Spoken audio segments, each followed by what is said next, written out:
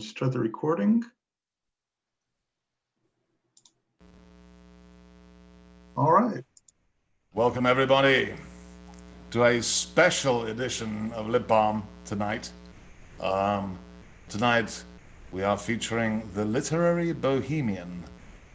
As you can imagine, these were the youths who dreamed of creative freedom in the 1920s, 1930s in Paris, but also, of course, all over the world, from the days of Baudelaire to the weird nights of the Surrealists, creatures who migrated from New York City to San Francisco and even Baltimore.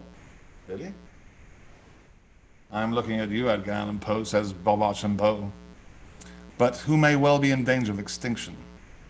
Tonight we have the luminaries Robert Archambeau, who is going to talk about his new book, The Literary Bohemian, just out from Art and Letters, released by, edited by Ben Mazer and Raquel Balboni, and then such other great literary bohemians that we feature tonight as M.G. Stevens, who has Stevens it from the Lower East Side to the Upper West Side, and Penelope Rosemont, who is one of the founders of the Surrealist movement in the United States, and Amish Trevetti from Maryland.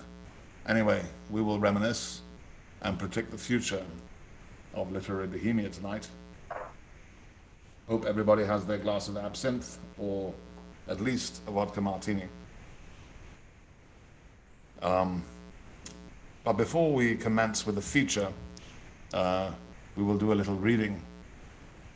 And first off, I'd like to introduce my co-host, Jonathan Penton, who founded Unlikely Stories, an electronic journal of literature and art, in 1998. And it's been running, continuously since then. And he's also lent his editorial and management assistance to a number of literary and artistic ventures such as Mad Hat, New Orleans Poetry Festival, Rigorous, and Big Bridge. In 2005, he founded Unlikely Books, which publishes about 3 to 5 books of poetry a year. He has organized literary performances across the United States and performed himself as well. His poetry books are Last Chap from Virgin Press, Blood and Salsa and Painting Rust, and Prosthetic Gods from New Sins Press, Stanzas of Sidity, Litfest Press, and the free e-chap Backstories, which you can download from Argotist ebooks. Jonathan, you're gonna... Thank you, Mark. I knew we were doing a different format today, and I didn't realize I was going to be reading. So yeah, I appreciate you introducing me. And I'm going to go ahead and skip my reading and go ahead and introduce Mark. All right. All right. Mark Vincennes, our host tonight, is an Anglo-Swiss poet, a fiction writer, translator, editor, publisher, designer, multi-genre artist, and musician. He has published 14 books of poetry, including more recently Becoming the Sound of Bees, Leaning into the Infinite, The Syndicate of Water and Light, and Here Comes the Night Dust. Mark's newest collection, The Little Book of Earthly Desires, and a novella set in ancient China, 3 Taoes of Tao, or How to Catch a Fortuitous Elephant, are both forthcoming in 2021 from Spite and Dival. An album of music, Left Hand Clapping, is also forthcoming from Tree Torn Records. Mark's a prolific translator and has translated from the German, Romanian, and French. He has published 10 books of translations, most recently Unexpected Development by award-winning Swiss poet and novelist Klaus Merz, which was a finalist for the 2016 Cliff Becker Book Prize in Translation. His poems have been published in many journals like The Nation, Plowshares, the Los Angeles Review, World Literature Today, Raritan, and Plume. His work has received fellowships and grants from the Swiss Arts Council, the National Endowment for the Arts, and the Witcher-Binder Foundation for Poetry. He's the editor and publisher of Mad Hat Press and the publisher of New American Writing. He's lived all over the world, from Brazil to China to Iceland to India. Born in the Peak on Hong Kong, he now lives on a farm in rural western Massachusetts overlooking Greylock Mountain, where there are more coyotes and bears than people. Mark, take it away. All right. This, like last night, is from my new book that I've been working on. It's called There Might Be a Moon or a Dog. That's the title of the book. And this poem's called Shifting Shades of Later Joy for F.J. Marinetti. Who hasn't drunk from the upland fountains where fresh hazel is cut each night, or deep in the brook, long past migration time, a cloud of steel wool crosses the landscape? The butterflies have gone, the wolf dwells in his lair, the bear, unafraid of anything except chocolate, licks her paws. Are there any shepherds left there? Back in town, Latin is spoken in the tavernas and the underground chambers, where light plumbing coughs and sneezes, where the scaffolding holds the mirror image, left, right, hand, left, of the state. Here's Mildred in her pajamas, twisting her eggs into a state of rest. There's Jonathan in his slippers, shuffling through the day. And here's Jennifer, all made out in pink and red, a rose petal presenting her fair share of clipped reading material. Newspapers and Zeitungs, the new Amsterdam, shall we say. Engorged on the corner of people or life, or in the paraphyletic of the daily news, all speed variants accounted for, held in deep esteem, and sway converged this way, up the downscale, unfettered, fitting, and free, making history on her own scale. Upwards means down. Gravity is the little pleurisy. A shriek from the future is all we expected and interjected, inserted and squirted into the melee, our spirits slashing for the first audience with the anointed one. Oh, the drama, the preposterous proposition when grapnel clutched your car dripping from the river, and the wind-up creature in your sights swerves to the right. Discursive, this whole thing. Poetry, of course, is an attack on violent forces.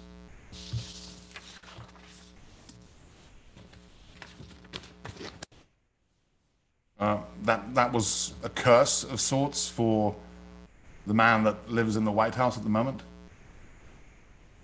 Shall we see if it takes effect?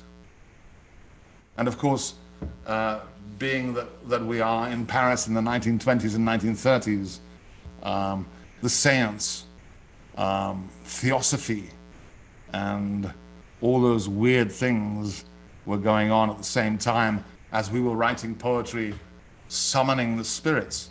So on some level, may tonight summon the spirits of the literary Bohemians, which Bob, Michael, Penelope, and Amish will be telling us about. So first off, I'm going to introduce Bob.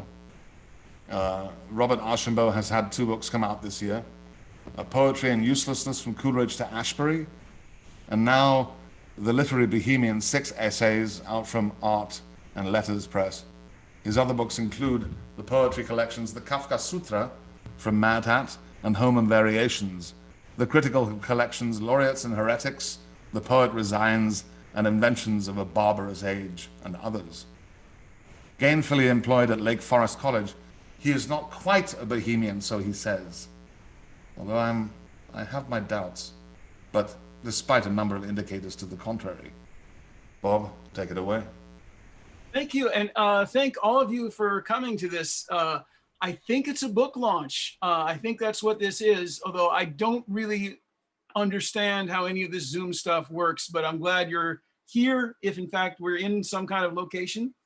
Our marching orders for today, such as they are, I'll talk for about 15 minutes or so about the origin and the contents of this little book, the Literary Bohemian, 6 essays. Oh, look how slim it is. Even you absinthe-soaked, patchouli-scented Bohemians can get through this in an evening. So I'll talk, and then Michael Gregory Stevens and Penelope Rosemont will give their memoirs, recollections, thoughts of La Vie Bohème. And then Amish will speak for the younger generation, which means anyone younger than me. So, Oh, we were meant to end with just a few words from Ben Mazer, a poet and the publisher at Art and Letters. But in a wonderfully sort of apt Bohemian move, Ben, who is sort of a coffee shop haunting Harvard Square Bohemian, called me a few minutes before this started to say he couldn't quite make the gig. So I will provide instructions on where to order this book. It's very simple. The easiest way to do it without putting a nickel in the pocket of Jeff Bezos or Amazon.com is to go to, just Google art, singular, art and letters, plural, art and letters, then add my last name, Archambeau, and you can order it directly from the publisher. Okay, so what is this book and how did it come about? One way to talk about how it came about is to think of it as the sort of raffish spawn of this abominably respectable academic study I wrote. This came out earlier this year from Routledge, Poetry and Uselessness from Coleridge to Ashbery, which was a study essentially of a phrase of W.H. Auden's. You guys all know this because you look very literary. Poetry makes nothing happen. You remember this from his famous poem? It is a phrase that the critics and scholars are in great haste to tell you Auden didn't really mean, which is a lie. Auden meant this. He meant that poetry makes nothing happen for him at that point in his career. That was the glory and the power of poetry. So I wanted to investigate that idea. I had to trace it back to the 18th century, and I took it all the way up to John Ashbery. And in the process of doing that, I had to spend a lot of time with the art for art's sake types, France in the late 19th century. And that put me in touch with La Vie Bohème, right? The Bohemian life and the sort of social structures in which that kind of writing developed, an orchid in a hothouse, right? So I spent a lot of time with that and became obsessive about it. And this little book came out of that. It sort of studies in Bohemia less as less the literature that it produces and more the life that it involves. So that's how that came about, or that's one way to think about how it came about. The other way to think of it is that it came out of my life itself, which is not Bohemian. I have a 401k. I can't properly be a Bohemian, I think.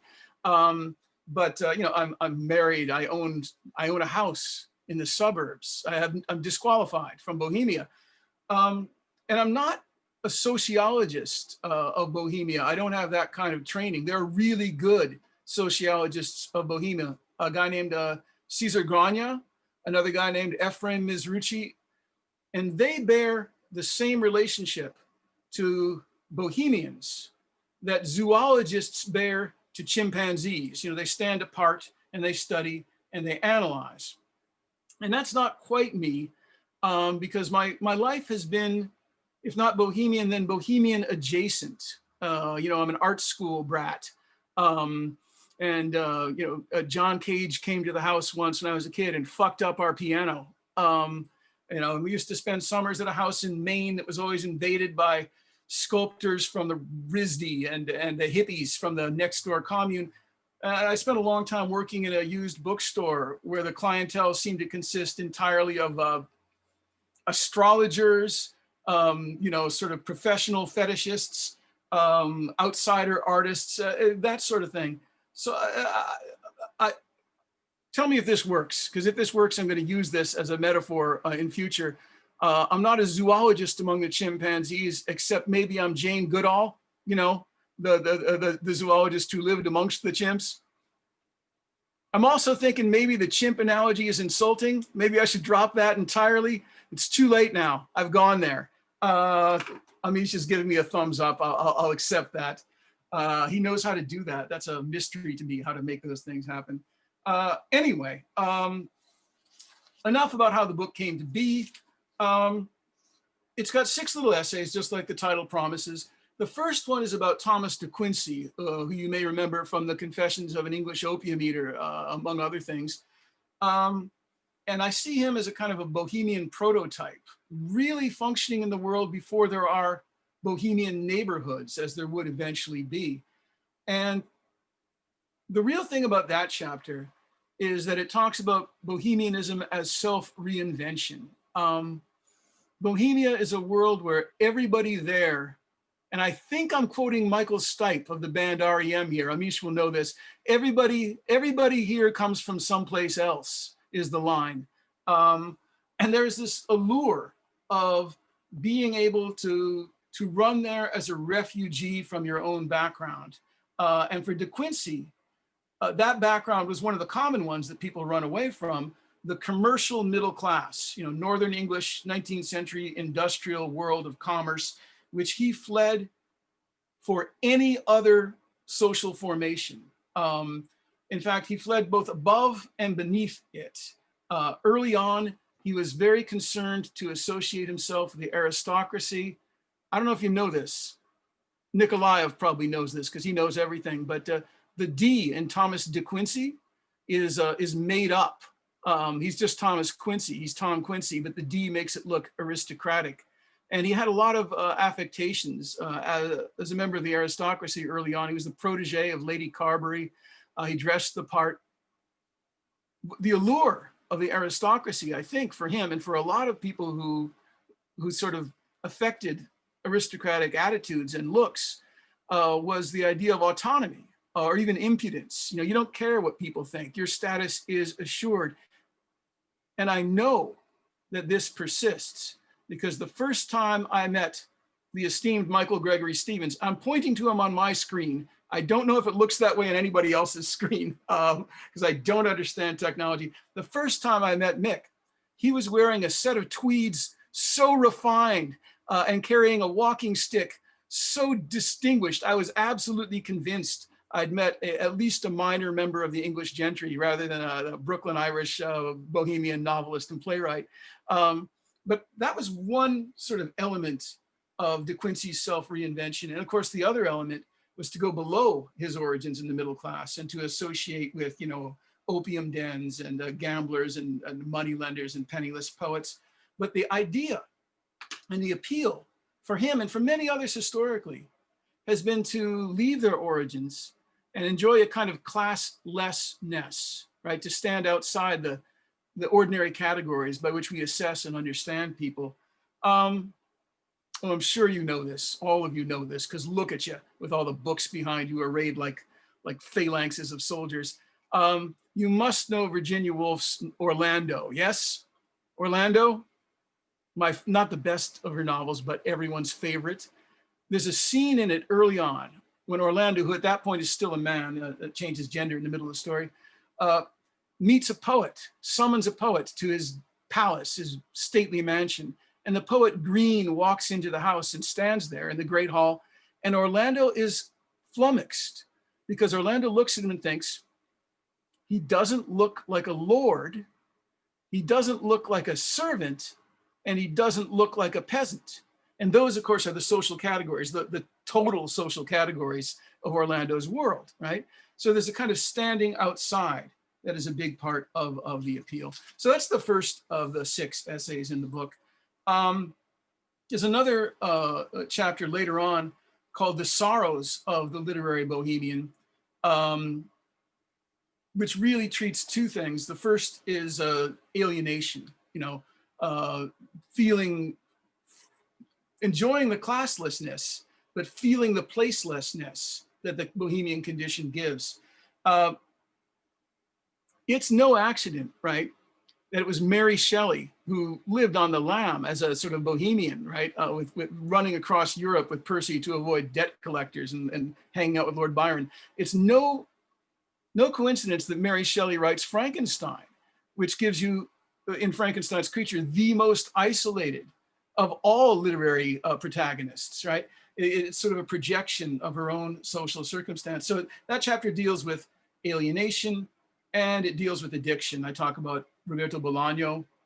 De Quincey, of course, is famously addicted, although, yeah, I shouldn't bother with this because we have much more to talk about, but turns out we're mostly wrong about De Quincey. I talked to some people who study symptomology, and they tell me the nightmares he relates in his opium addiction sequences are not symptoms of opium addiction. Laudanum, how he took his opium mixed with alcohol. He would drink 2 pints of pure grain alcohol a day, and he was less than 5 feet tall. Most of the bad symptoms were from the booze. Doesn't matter, not important. So there's that chapter. There's also a chapter on the erotic Bohemian. Opens with the scene of William Gladstone, the British Prime Minister, inviting a prostitute to a meeting, and then giving her a sermon about the evils of prostitution, then sending her away and whipping himself for having sinned in his heart. And that sort of is the Victorian sexual hypocrisy. And the chapter talks about the Rossettis and others sort of seeking ways around all of that. The chapter I'll talk about most before we sort of edge towards my conclusion here is the one on the historical origins of Bohemia. That's the stuff I got really interested in.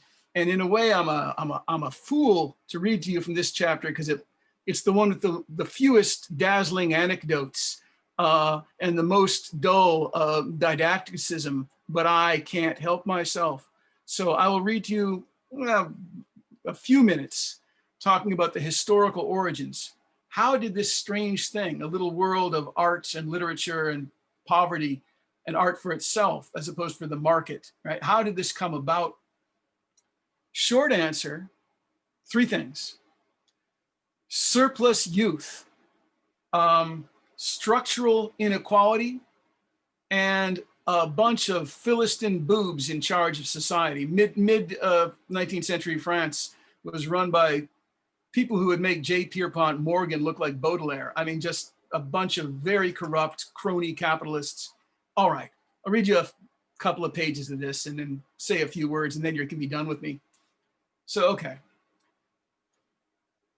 It was among France's surplus youth that a Bohemian literary culture was formed. Ignored by a Philistine power elite, unable to gain traction in the marketplace, theirs was a genuine society within society, and a literary market offering the satisfactions of autonomy in one's writing and personal contact, as well as the symbolic rewards of prestige among one's peers, if not the more tangible rewards of money or social influence.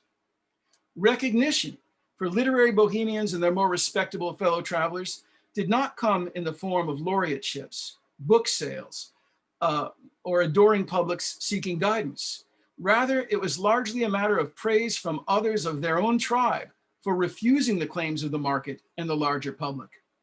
During and after the 1850s, we find repeated declarations of aesthetic autonomy among French writers, such as Baudelaire's famous declaration in his notes on Edgar Allan Poe, that poetry has no end but itself. It can have no other, and no poem will be so great, so noble, so genuinely worthy of the name of poetry as the one written expressly for the pleasure of writing a poem. We find, too, a deliberate aversion to the audience, as in Flaubert's question, "Why do you need to speak to the public? It is not worthy of our confidences." The journals of the Goncourt brothers from the 1850s and 1860s are studded with references to the Bohemian writers of the little reviews and declarations like, "Our absolute independence of everything official, consecrated, and academically recognized overwhelms the habits of our minds." And since the beginning of time, there have never been men so absorbed, so swallowed up in a concern for art and letters as we are. We are devoid of political ambition. They note a certain bearishness in the men of letters of their time, so unlike the social habits of writers of Enlightenment era salons. Quote, "The middle classes of our own time do not seek out the man of letters," they say, "unless he is willing to play the part of a strange beast, a buffoon, or a guide to foreign cultures." Mallarmé went so far as to declare that poetry ought not to be sold, making, a cynic might claim, a virtue of necessity. And Mark, as publisher, sorry, you know. All right, what else have we got in here? There's a chapter on the geography of Bohemia, how it clusters in certain neighborhoods. It mostly talks about Yeats's childhood, which, contrary to his assertions, was not mostly spent in the west of Ireland among the peasants soaking in mysticism, but was spent in Bedford Park, which is an area full of, well, what G.K. Chesterton said about them was young men who, if not exactly poets, are at least poems, you know, walking around with the aura of Bohemianism. So there's that chapter, and then it ends with a kind of a set of speculations about the fate of Bohemia. Will it even need geography in the future? I used to think the end of Bohemia would come when poets couldn't live in London or New York, as increasingly they cannot. You wonder if COVID's going to change that. You also wonder if the internet is going to change that, but that's a question for Amish, because he understands these things.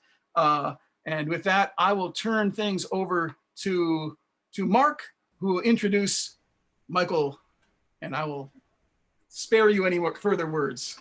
Thank you. Thank you, Bob.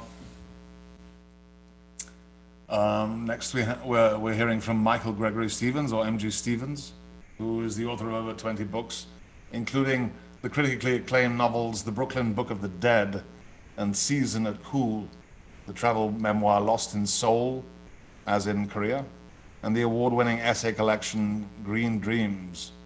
His next book, due out shortly from Mad Hat Press, is a collection of narratives about an out-of-work actor who lands the part of Hamlet.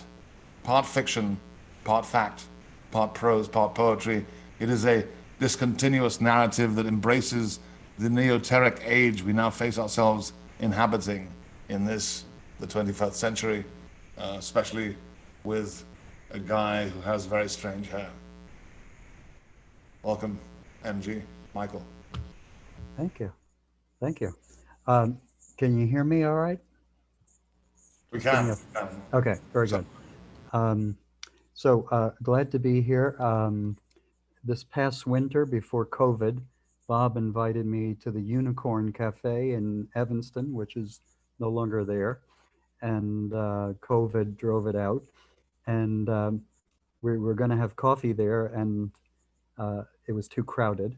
And then Penelope, who's on the panel here today, came along and took us in her car to her home, and we were talking, and I remember her talking about Diane DePremer quite a bit that afternoon. And, you know, sadly, she just died, and I think of her as one of the great Bohemians in America. Her poetry was sensational, and she lived an incredible life.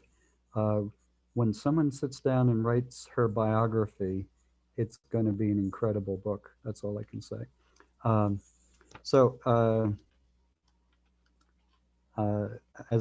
As Mark said, I have this book coming out shortly from Mad Hat, but in September I had this little book called Hobo Haiku, and I always think of bohemians and hobos in the same breath.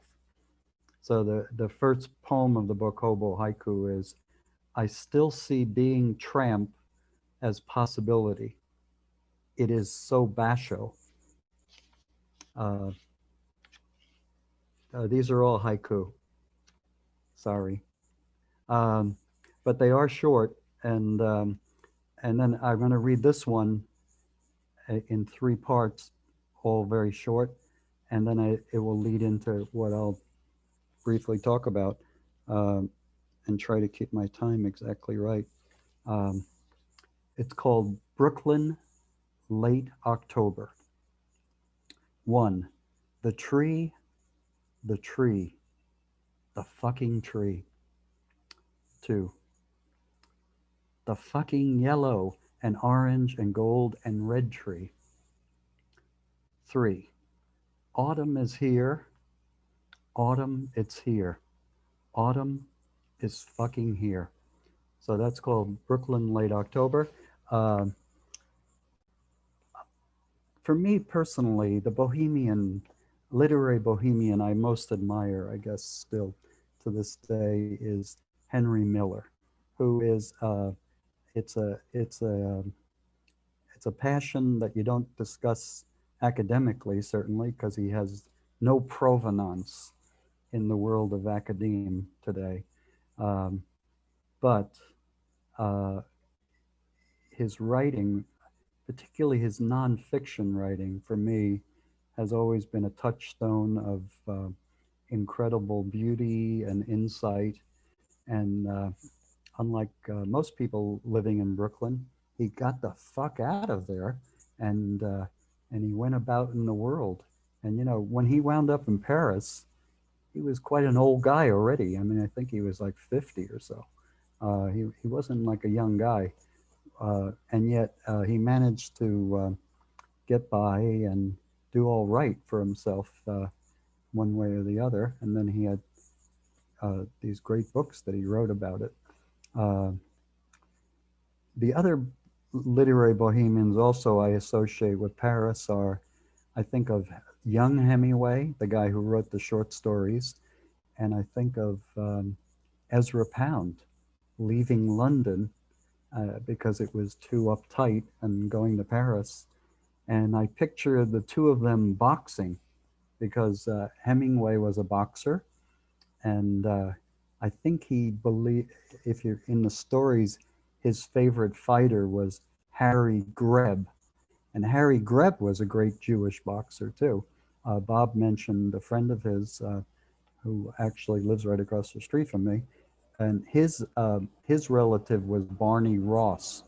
And he would be considered the greatest Jewish boxer ever, except for the fact that he made the mistake to fight Henry Armstrong, who was a lot smaller than him, and he beat him to a pulp.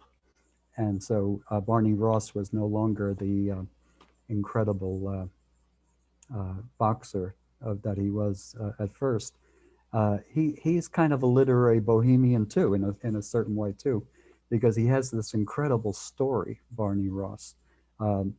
He lived in a Jewish neighborhood in Chicago, and his family owned a butcher shop.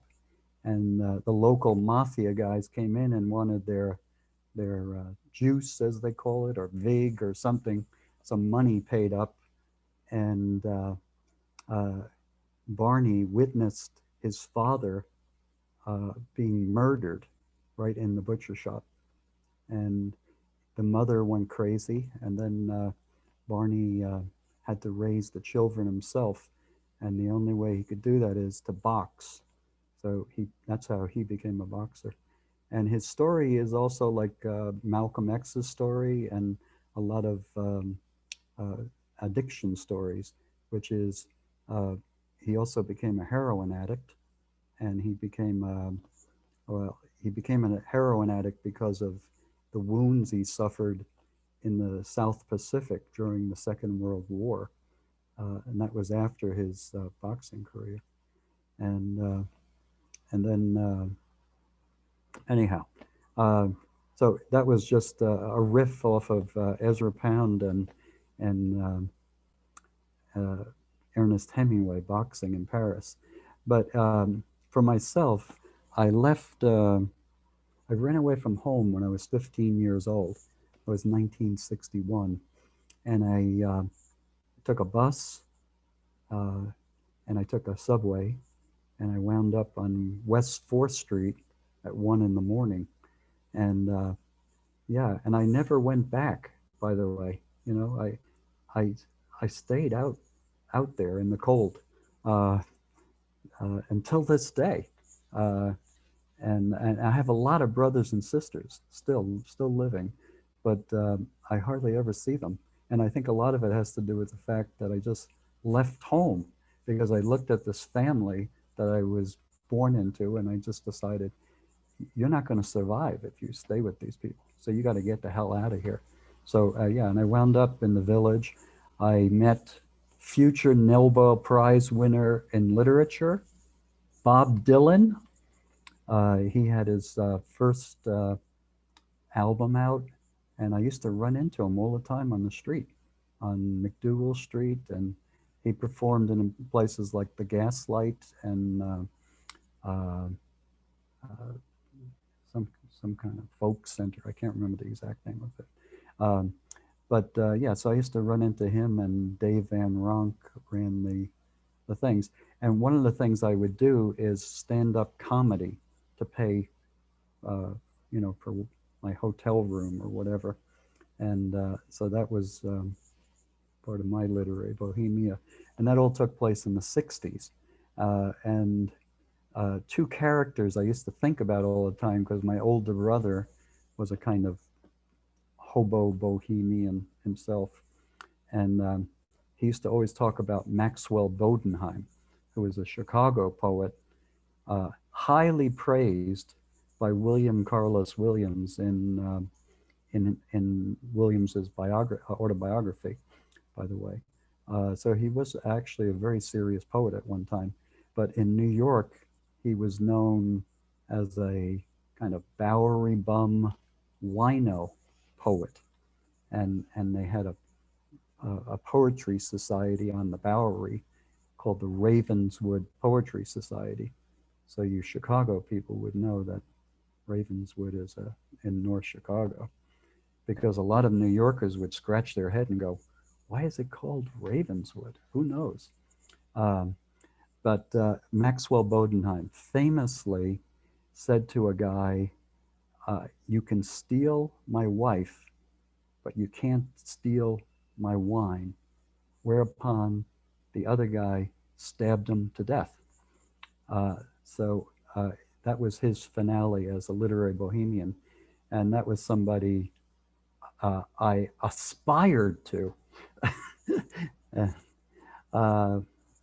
But the other one was Sadakichi Hartman. Sadakichi Hartman was W.C. Fields' friend. He lived in a teepee in Hollywood, and incredible bohemian character. So those were the models of my misbehavior. And then in the 60s, there were these bohemian bars, and I'm just going to mention two. Max's Kansas City on 17th Street and Park Avenue South, and then the St. Adrian Company bar, two places where I hung out. I got banned from Max's for being in a fight there that I didn't start, but someone, I don't know, broke a bottle on my head or something crazy that happens like in bars. And I got banned because I think the guy was probably more famous than I was, so they couldn't ban him. So then I began drinking in the St. Adrian Company. Now, for me as a literary bohemian or aspiring to, I sold a book to Grove Press when I was 21 years old, a novel. And so I walked into St. Adrian's and I went up to the owner, Bruce Bethany, and I said, Grove Press around the corner is going to publish my novel, so I want to open up a tab. So he gave me a tab. So first and only bar tab I've ever had. And I had one purpose in mind. I had heard that Andy Warhol's bar tab at Max's Kansas City was over $100,000. So I was trying to get to that figure. That's what I wanted to do. And, but after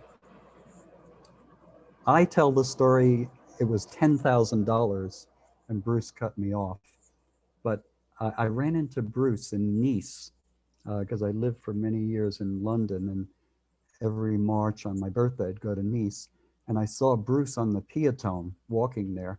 So I went up and offered to pay him the money I still owed him, and he just invited me to dinner at his house, and he said, if you were a painter, Michael, I would let you go to $10,000.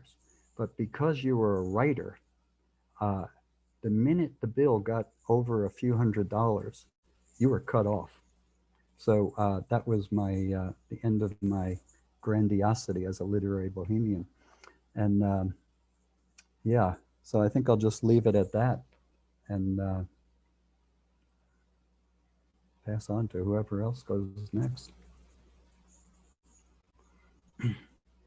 And I highly recommend Bob's book, by the way. I've read it. It's beautifully written. It will change your life. It has changed mine already. Yeah. And next we're going to hear from Penelope Rosemont, who's a visual artist, writer, publisher, and social activist who attended Lake Forest College. She has been a participant in the Surrealist group founded by André Breton since 1965, with Frank Rosemont, Bernard Marcel-Lezec, Robert Greene, and Tor Fagre. She established the Chicago Surrealist group in 1966. Welcome, Penelope. Glad to be here. Well, I'd also like to mention that I did a book, Surrealist Women, and then, am I here still? Can you hear me? Yes, you can hear me. Yes, yes, absolutely. And then I would like to also show some of the books that I published with Charles H. Kerr Company, which are kind of relevant. So this is Bughouse Square to the Beat Generation, about Slim Brundage, who was the Bohemia of the 1950s. He had a club on Wells Street. And it's very interesting that a friend of mine that I made in the last few years, Larry Glasser, performed his song, Dr. Freud, at that club. So Slim founded something else called the College of Complexes, which had all kinds of speakers. It may still exist in Chicago, but it's held in restaurants, and restaurants aren't letting crowds come in. And then there's the Dill Pickle Club, which Franklin Rosemont edited. And this has a lot about, Bughouse Square, Emma Goldman, Lucy Parsons, Ben Reitman. So, and of course, you were talking about hobos. So Charles H. Kerr Company also did a book on Hobohemia, Chicago being a center of Bohemians who were also workers and would ride the rail, so to speak, all over the country, and then come back to Chicago, to Bughouse Square, and gather, go to forums, speak, argue, have a great time. So one of the most prominent people, it turns out, in Chicago's Bohemia, who was actually a New Yorker also, was Emma Goldman. She had a little magazine, Mother Earth, that she published. And subsequently, there were women publishers in Chicago that published poetry magazine, Harriet Monroe. And there was also a woman publisher who published a little review, Margaret Anderson. So I like to think that women, while being excluded from many publishing companies, decided to start their own publishing companies and, had quite an influence. In fact, Margaret Anderson was arrested for publishing Ulysses, parts of it. It was considered obscenity in the mail. And of course, she was fined and the copies were seized. So, publishing in Chicago and women in publishing and women in bookstores, running bookstores all over the world have been very important. I'd like to think of Shakespeare and Company that was started by a woman, and also Gotham Book Mart in New York. So sometimes we're a little more invisible than you think, but still having an influence. So I had a book recently published in the last year. I don't know, you may have seen it. It's Surrealism Inside the Magnetic Fields. It's published by City Lights. So the first part of it is really about my trip to Paris, which of course I was very excited because the left bank is a very famous place. I really didn't think I was going to meet the Surrealists. I knew they were there and we had corresponded with them.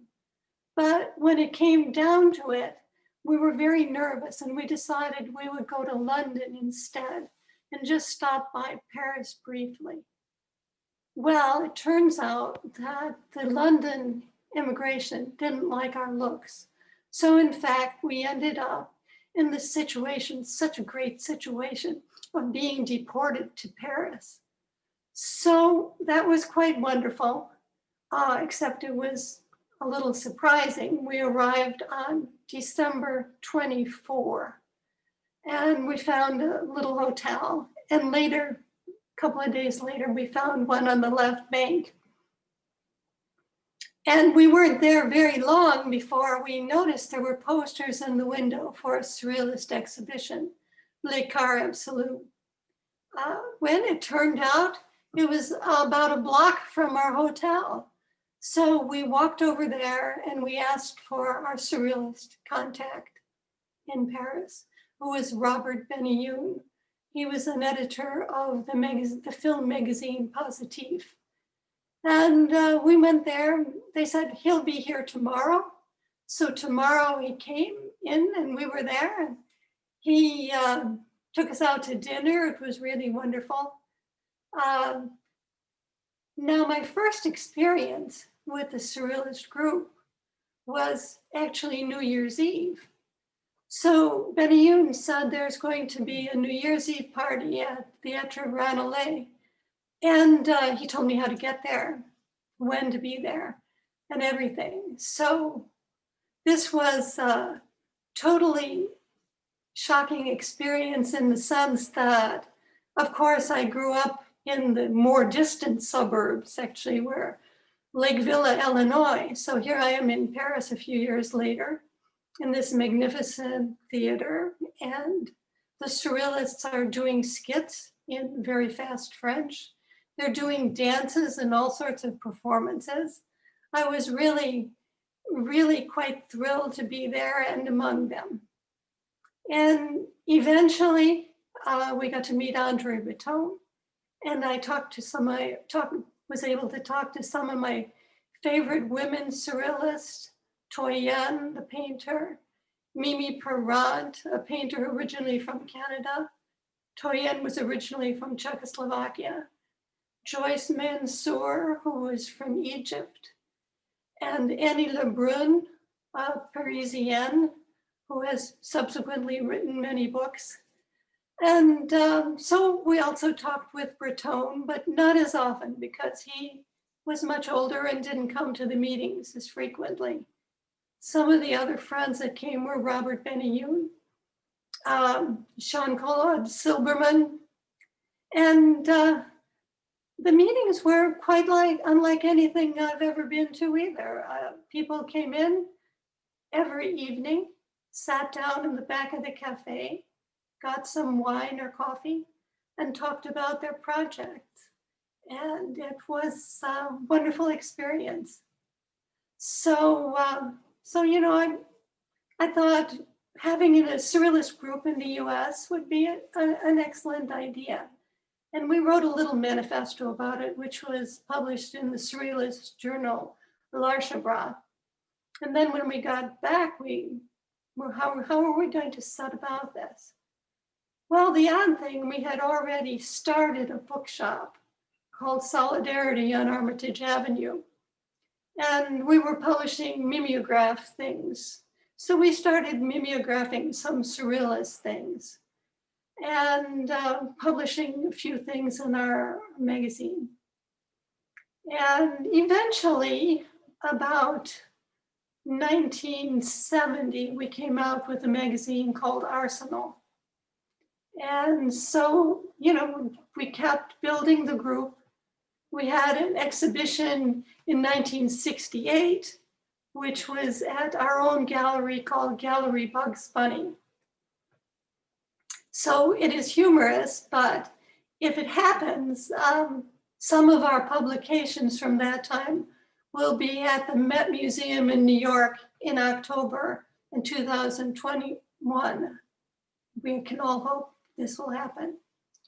But it's been very interesting. Diane DePrima came through Chicago and I missed her.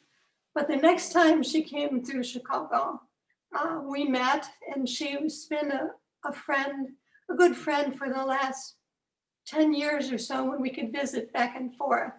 I went and visited her in San Francisco many times. And I think the only reason that she really wasn't closer to us in the group was that we were in Chicago and she was in San Francisco. Although I would like to also mention my good friends in San Francisco, Nancy Joyce Peters, Philip Lamantia, and Lawrence Ferlinghetti. So what they created in San Francisco was magnificent. San Francisco could be called a poetry capital of the world these days, just as Paris at one time was the poetry capital and the surrealist capital of the world. And perhaps it will be again sometime, but surrealism doesn't belong to the French anymore. It's spread worldwide. And it's had a wonderful effect on people's creativity. Now, there's one thing that's different about surrealists, and that is some Bohemians aspire to lead a life of self-exploration and freedom, and a happy-go-lucky one. And of course, surrealists love this also. But in fact, they were also very serious and political. They really wanted to challenge the ideas of Western civilization, and they wanted to start them on the very basic level of the image. How do you think? What sort of images can you form? Can you imagine a horse galloping on an orange? They wanted to start from that, and the words that we use and how we put them together to explore the mind, challenge the very basis of Western civilization, and bring more creativity and a potentiality for poetry into daily life. This, of course, was a major aspiration, you could say. Instead of dropping out, they decided they wanted to change the world. So it's had its effect. And in a sense, one worries about it because today special effects on the TV or whatever you happen to be watching, the movies, in film, are so fantastically surrealist that you wonder how they can be absorbed into a society that has made so little changes in its basic way of thinking. And I still think that the surrealist perspective is a good one. They really wanted to challenge the world, and the surrealists that exist today still do come out with manifestos, and they still are hoping for changes that will bring more and an improved life in every way in terms of the way we think and feel. I don't know how much longer I'm supposed to go, but when I was looking at Bob's book, I realized that I didn't really know too much about the history of Bohemia. So I looked it up a little, and apparently the word started to be used about 1850 from the tales of La Boheme, the opera. And now the thing that happened just before 1850 in France was the Revolution of 1848, which was much like 1968. It didn't last very long, but revolutions started in Sicily, went to Paris, went to Germany, popped up all over the place. They were revolutions of youth. And it turns out that Victor Hugo, after this revolution was defeated, left France and went to Belgium and stayed there for the next 20 years, working on Les Miserables. So it's such an interesting parallel with today. And the government in France was relatively reactionary after that, until 1871, when there was yet another uprising of the people. But yeah, it's a very interesting thing to consider. People go to Bohemia to escape an existence that's too confining, and they try to find better ideas, a lot of thinkers, people they can share their thoughts with. And so I do hope that in fact our media will be able to do that rather than spreading the lies that it has been spreading recently. Thank you, Penelope. Many thanks. Next, we have Amish Trevetti, who is the author of Sound Chest and Your Relationship of Motion Has Changed, and more recently has poems in the Kenyan Review, Typo, and American Poetry Review. He has an MFA from Brown and a PhD from Illinois State and lives in Elkton, Maryland. Welcome, Amish. Hi, thank you, and thanks, Bob, for inviting me along. These are the things one has to do in the academy. That Bob was on my dissertation committee, and so now I repay with such favors. But yes, thank you for having me along. Some of the ideas you'll hear here are part of a book project that I'm working on, which is not about Bohemian culture, but about university culture. You might be thinking that the university seems the opposite of Bohemian culture, but it should be noted that the Humboldtian University, with a mission of cultural enrichment and Deweyan education with its goal of creating a citizenry prepared to build forward to a better society, grew up in the shadow of Bohemianism that Bob discusses in his work. Part of the university's mission in the early part of the 20th century, as it was growing and expanding, was to absorb all cultural production, poets, painters, designers, but also all the sciences which were happening in strange pockets throughout the country, the world. The university was meant to be a one-stop shop for what Christopher Newfield calls the knowledge society. Thinking entirely about our topic here today, there were, as D.G. Myers points out in The Elephants Teach, writers in the university and their surrounding communities before this time period, reaching well back into the early Victorian period. But the turn of the century university made it part of its mission to actively draw in as much cultural production under its auspices as possible, with varying degrees of success. The university was able to build, as Bob writes, a society within a society. Indeed, Bob adds, a world dedicated only to ideas, to art, to the imagination. And while we might not recognize its foundings in what Bill Reddings calls the post-historical university that we're in now, the university for much of the 20th century existed tangentially, related to the whims of the economic system which grew and changed outside of it, indebted more to the governmental systems of power than economic ones purely. This university could be, in some ways, that world dedicated to ideas and to art and imagination.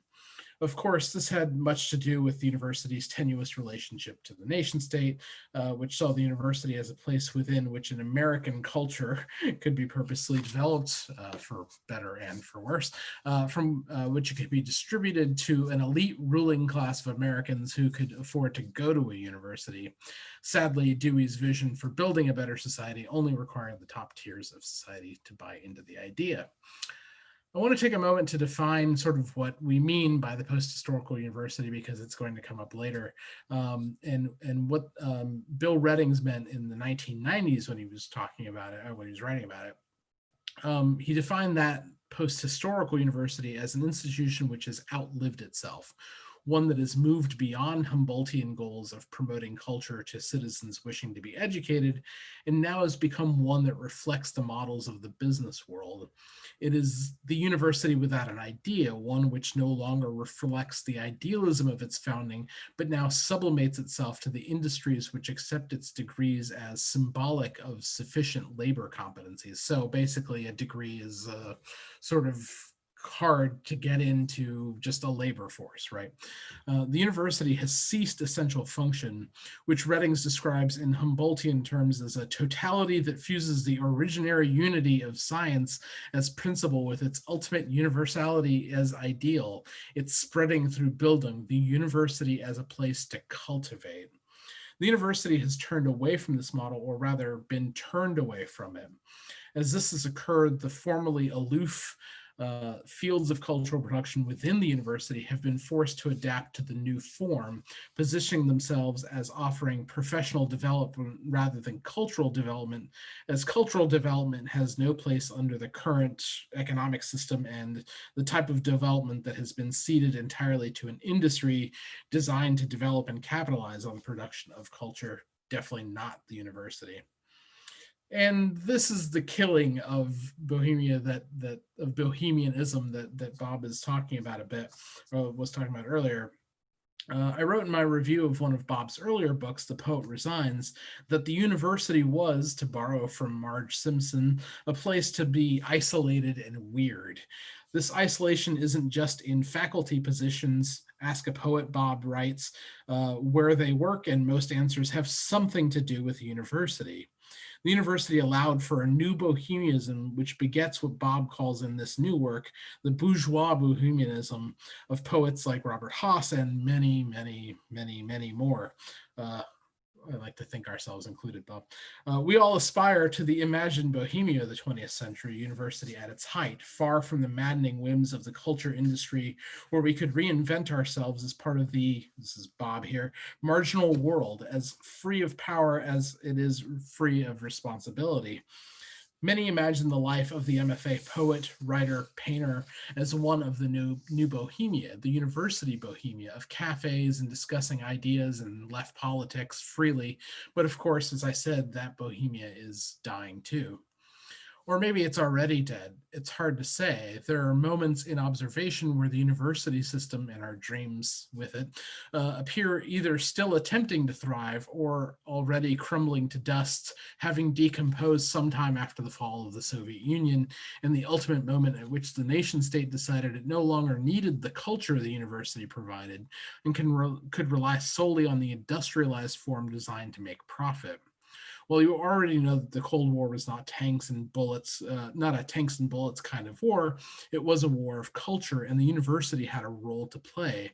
Our bohemian lifestyle, as imagined and envisioned, had a role to play in beating back the culture that came from Soviet communism, at least as it was imagined or invented.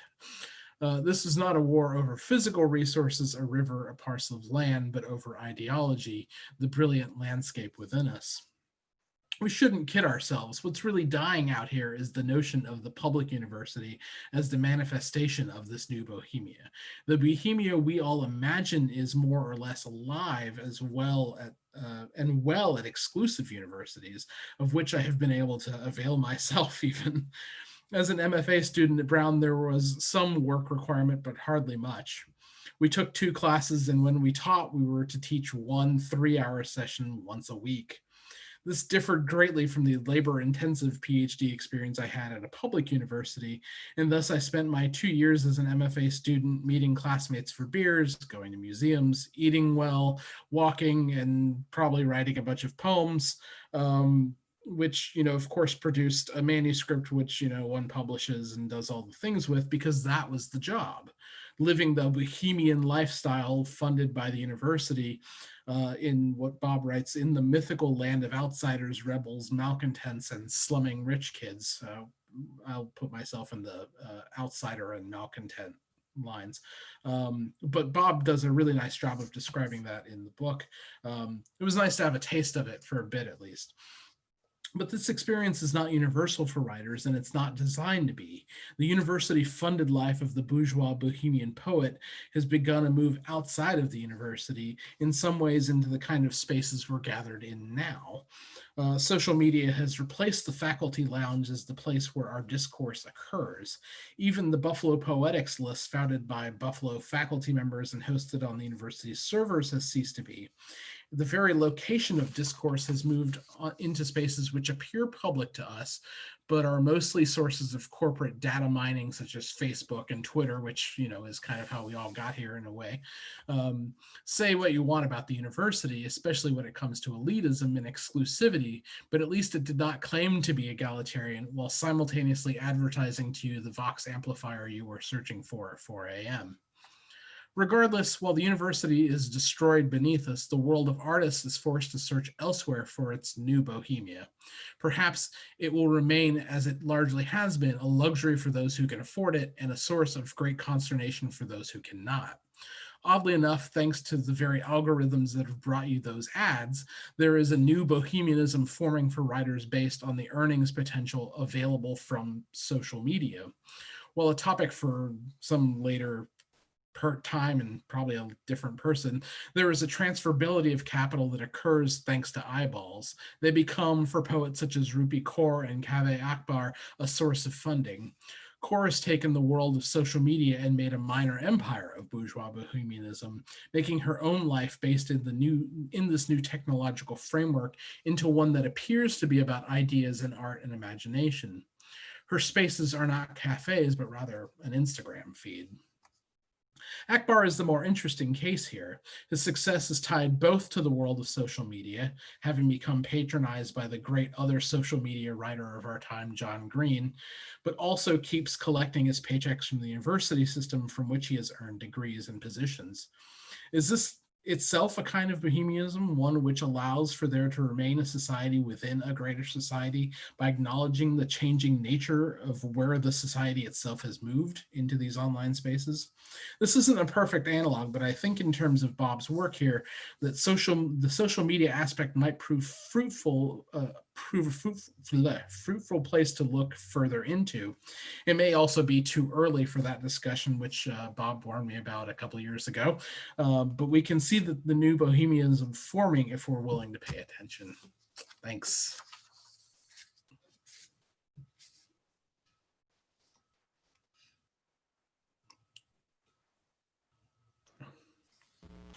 Thank you so much, Amish.